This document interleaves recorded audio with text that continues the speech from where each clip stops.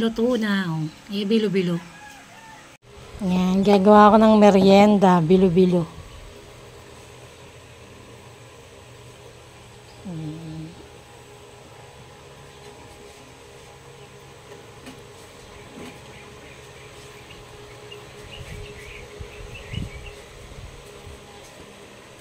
Parang na-miss kong kumain ng bilo-bilo.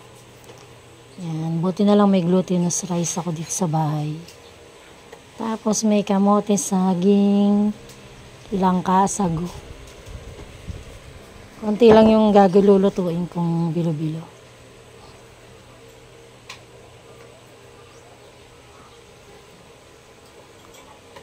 Tapos na akong maggawa ng bilog-bilog. Tapos kumukulo na ang kamote, langka, sago. Kung ano lang yung available dito sa bahay, yun lang yung sahog ng bilo-bilo ko. Tapos meron akong saging na sabang ilalagay mamaya.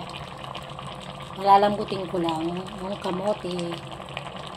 Tapos ako kumama lang din yung ilalagay ko kasi nga wala naman akong gata. Nilagyan ko ng konting latik kasi may naka-stack akong latik sa rep. Tapos kasi yung iba hindi man naglalagay ng latik dito eh. Pero tinry ko lang malagyan ng latik. Kasi kami lang naman ang kakain ito. Tingnan ko lang kung masarap. Tapos ito, biglaan lang din itong bilo-bilo kasi parang na-miss ko lang kumain ng bilo-bilo. Yan na ang bilo-bilo ko. Yan, mas masarap dito kung yung kakang gata talaga ang ano. Na yung bilo-bilo.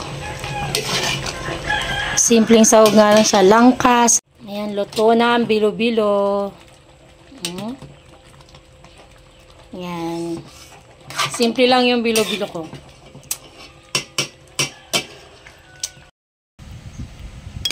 Mabilis lang lutuin yung bilo-bilo.